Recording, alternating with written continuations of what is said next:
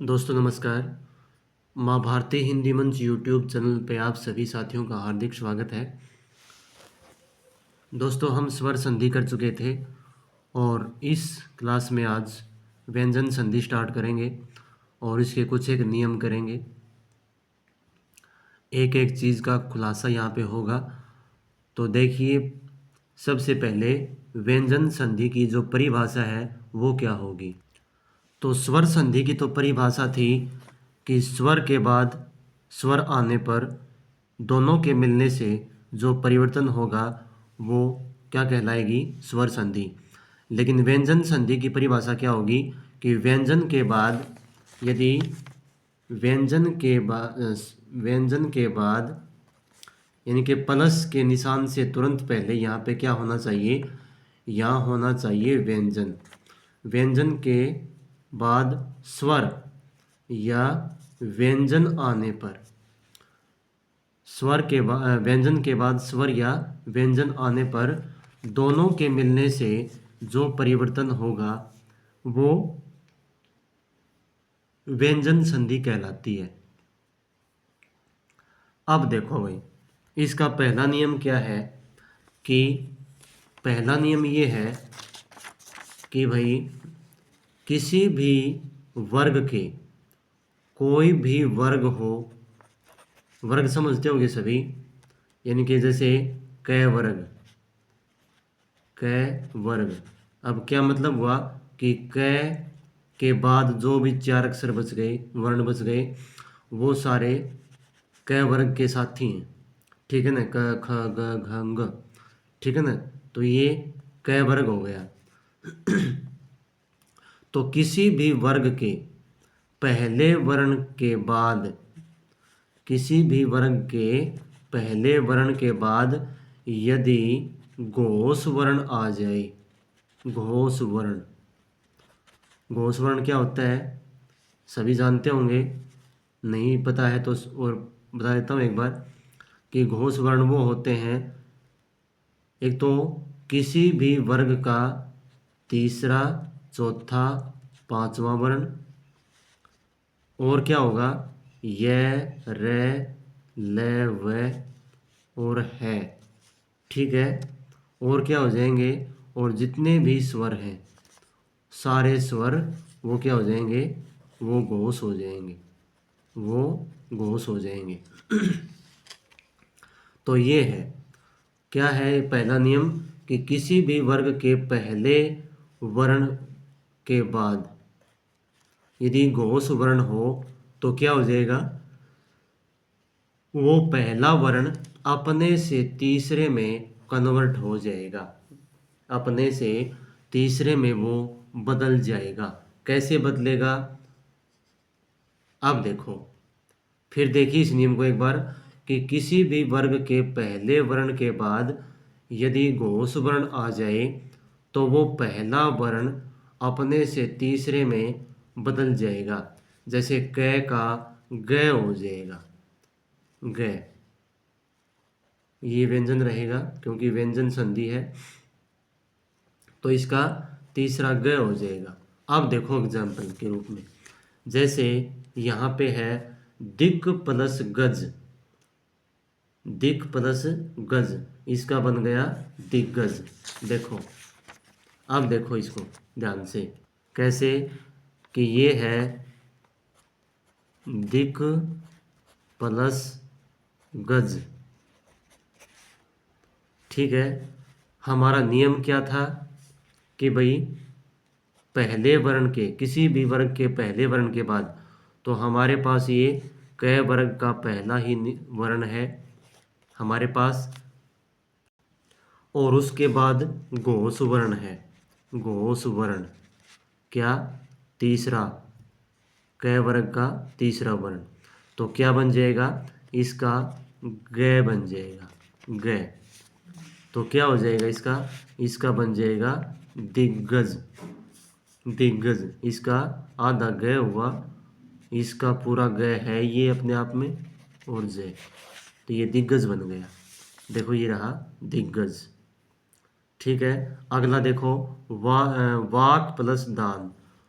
तो यहाँ पे क है पहला वर्ण और यहाँ पे क्या है द, तीसरा वर्ण इनकी घोष, ये बन गया वागदान। ये देखिए सठ प्लस आनंद, सठ प्लस आनंद, ये ट है पहला वर्ण ट वर्ग का, और यहाँ पे आ घोष वर्ण के रूप में, तो क्या बन जाएगा सडा, डा बन जाएगा इसका डा।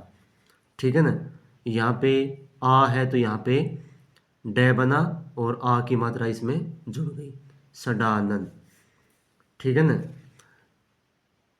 जैसे एक और उदाहरण है, जैसे उत प्लस घाटन, उत प्लस घाटन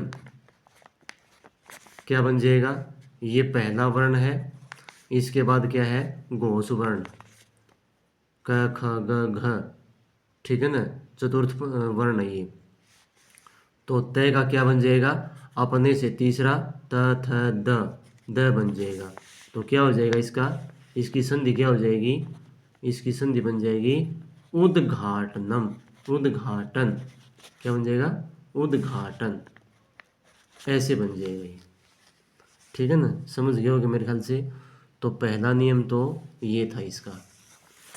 अब देखो अगला नियम, अगला नियम ये है कि कि भाई किसी भी वर्ग के पहले वर्ण के बाद, किसी भी वर्ग के पहले वर्ण के बाद यदि क्या हो, मैं या न हो। ठीक है ना, मैं या न हो, जैसे ट प्लस मैं या फिर न, तो क्या बन जाएगा, इस पहले वर्ण का अपने से पंचम वर्ण बन जाएगा, अपने से पंचम वर्ण। तो ट का पंचम वर्ण क्या होगा, ण हो जाएगा, ण, ट ठ ड ढ ण, ये बन जाएगा। क्या नियम है कि क च त ट प, यानी कि इसने अलग अलग दे दिए, बात वही है कि किसी भी वर्ग के पहले वर्ण के बाद यदि मैं या न हो तो अपने से पंचम वर्ण बन जाएगा। अब देखो उदाहरण, जैसे मैं लिखता हूँ कि जैसे उत, उत प्लस, उत प्लस मुख, उत प्लस मुख। क्या नियम था कि किसी भी वर्ग के पहले वर्ण के बाद यदि मैं हो या फिर न हो तो क्या बन जाएगा, अपने से पंचम, यानी कि त थ द ध न, इसका पंचम वर्ण क्या बन गया न। ठीक है ना, अब ऊ तय का बन गया न, आधा ही बनेगा क्योंकि आधा तय है, और मुंह का यूं और ख उन्मुख, इस प्रकार से इसका उन्मुख बन गया। ठीक है ना, और देखो जैसे और मैं के देखो, मैं के जैसे वाक, ये है वाक प्लस में, वाक प्लस में, तो क्या बन जाएगा, देखो क के बाद मैं है तो इसका पंचम क्या अंग हो जाएगा, अंग। ठीक है ना, और वा क का बन गया अंग, वांग, और मैं यूं का यूं रहेगा, और ये वांग में, क्या बन गया वांग में। एक नियम ये है, और एग्जाम्पल इसमें दे रखे हैं, देखो जैसे सत प्लस मार्ग, सन्मार्ग, जगत प्लस नाथ, जगन्नाथ। क्यों बना जगन्नाथ यहाँ पे, क्योंकि तय पहला वर्ण है, ठीक है ना, और उसके बाद न है, तो क्या बताया था अपने से पंचम में बदल जाएगा। ठीक है, तो तय का पंचम वर्ण क्या होगा न, तो जगन्नाथ, इसका बन गया जगन्नाथ। सठ प्लस मास, सणमास। क्यों, ट है पहला वर्ण, उसके बाद क्या है मैं है। ठीक है, तो सणमास बन जाएगा इसका, अपने से पंचम वर्ण। एक नियम ये है व्यंजन संधि का। अब आते हैं तय के नियम, तय संबंधी नियम। तय के बहुत सारे नियम हैं, 5-6 नियम हैं, ध्यान से देखना, इम्पोर्टेंट है। अब देखो, यदि भाई तय के बाद यदि च या छ आ जाए तो क्या बन जाएगा, तय का भी च बन जाएगा। क्या बन जाएगा, च। जैसे सत प्लस चरित्र, सत प्लस चरित्र। तो क्या है, देखो नियम क्या था, तय के बाद यदि च छ होगा तो च बन जाएगा। तो तय है यहाँ पे, इसके बाद क्या है, च। तो क्या बना, तय का भी च बन जाएगा। अब इसकी संधि क्या हुई, संधि हुई कि सच्चरित्र, सचरित्र, ये इसकी संधि बन गई। ठीक है ना। उत प्लस चारण, उत प्लस चारण, यहाँ पे हमारे पास तय है, ये च, तो तय का च बन जाएगा। क्या बन गया, उच्चारण, उच्चारण। ठीक है, ये उच्चारण बन गया। आगे देखो, अब छ का नियम क्या है कि वही च छ हो तो जैसे उत प्लस छिन्न, ठीक है ना, तो क्या हो जाएगा, उच्छिन्न। इसका भी क्या हो जाएगा, उच्छिन्न हो जाएगा, उच्छिन्न। ठीक है, तो ये बनेगा इस प्रकार से। अगला नियम क्या है, अगला नियम है कि भाई तय के बाद यदि ज और झ हो, तय के बाद ज झ हो तो तय का ज बन जाएगा। क्या बन जाएगा, ज। देखो जैसे उत प्लस ज्वल, उत प्लस ज्वल। अब देखना ये इंपॉर्टेंट वर्ड है। तो देखो क्या है, तय है यहाँ पे और इसके बाद क्या है, ज। तो क्या नियम है, तय का ज बन जाएगा। तो इसका भी आधा ज बन गया। अब क्या बन जाएगी इसकी संधि, उ, तय का ज बन चुका है आधा, और ये अपने आप में फिर आधा है, उज्ज्वल। तो ये बन गया उज्ज्वल। इस उज्ज्वल में दोनों ज आधे इस प्रकार आते हैं। ठीक है ना, कुछ एक लिखते हैं, एक ज आधा एक पूरा। उज्ज्वल में दोनों ज आधे आएंगे और तर्क ये रहेगा। ठीक है ना, क्यों, क्योंकि तय के बाद ज ज हो तो तय का ज बन जाएगा, आधा बनेगा, और ये अपने आप में आधा है, तो उज्ज्वल, उत प्लस ज्वल, उज्ज्वल। और देखो एक एग्जाम्पल है, जैसे सत प्लस जन, सत प्लस जन। तो तय है यहाँ पे और ये ज, तो इसका भी ज बन जाएगा। तो इसकी संधि बन जाएगी क्या, सज्जन। क्या बन गई, सज्जन। अब यहाँ पे आधा एक पूरा, क्योंकि यहाँ तो पूरा है, ये देखो ये पूरा है और इसका आधा बनेगा ही बनेगा। ठीक है ना, तो ये सज्जन, ये बन जाएगा इस प्रकार से। ठीक है, तो ये था तय के बाद ज और झ का नियम। आगे देखो, अब है तय के बाद यदि ट या ठ हो तो तय का ट बन जाएगा। तय के बाद ट ठ हो तो तय का ट बन जाएगा। जैसे तत् प्लस टीका, ठीक है ना, टीका कोई रचना होती, तो क्या बन जाएगा, यहाँ पे तय है, यहाँ पे ट, तो तय का क्या बन गया, ट। तो ये बन जाएगा तट्टीका, तट्टीका। ऐसे वृहत प्लस टीका, वृहत टीका। ठीक है ना, ऐसे हो जाएंगे इसमें। अब आता है कि भाई तय के बाद यदि लय हो, तय के बाद लय हो तो तय का भी क्या बन जाएगा, लय बन जाएगा। क्या बन जाएगा, लय। इसका एग्जाम्पल क्या है, जैसे उत प्लस लास, उत प्लस लास।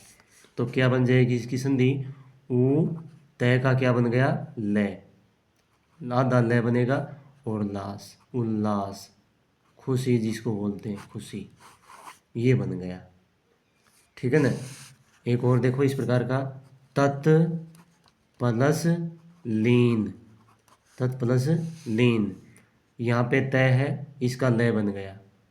क्यों? क्योंकि तय के बाद लय है, तो इसका भी लय बन जाएगा। तो क्या बन जाएगी इसकी संधि? तल्लीन। तल्लीन माने व्यस्त, बिजी। ठीक है ना। उत प्लस लेख, उत प्लस लेख, तो क्या बन जाएगा? उल्लेख, उल्लेख बन जाएगा इसका। यहाँ लय क्यों आ गया भाई? ये क्योंकि तय के बाद यदि लय हो तो तय का लय बन जाएगा। आई बात सुन में? इस प्रकार से बनते हैं। अगला नियम देखिए, ये नियम ध्यान से देखिए कि तय के बाद यदि सलगम वाला से हो, क्या हो? सलगम वाला से। तय के बाद यदि सलगम वाला से हो, यानी कि मूर्धन्य सॉरी तालव्य से हो, तो क्या बन जाएगा? तो तय का तो बन जाएगा च, क्या बन जाएगा? तय का बन जाएगा च और से का बन जाएगा छ। क्या हो? तय के बाद यदि तालव्य से हो, यानी कि सलगम वाला से हो, तो तय का बन जाएगा च और से का बन जाएगा छ। ठीक है ना। इस प्रकार से। अब देखो इसका उदाहरण, जैसे तत् प्लस शिव, तत् प्लस शिव, तो क्या बनेगा इसका?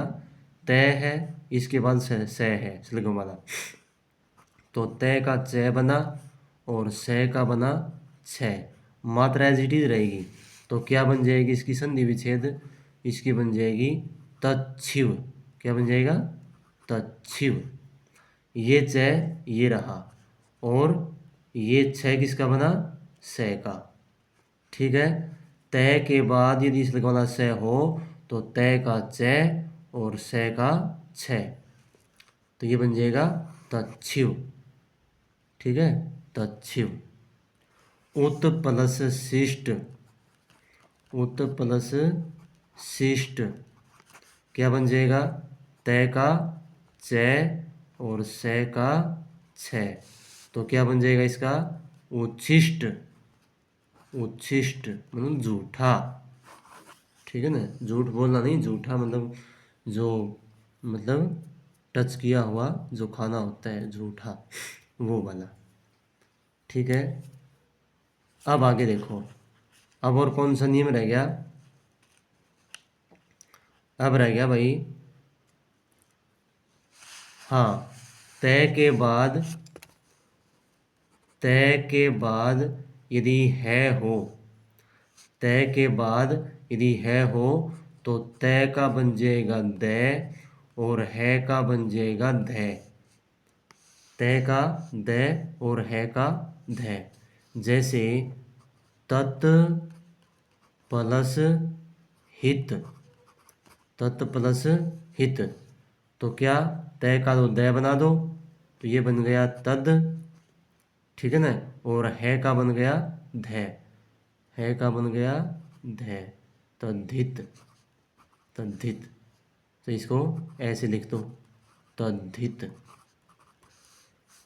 ठीक है।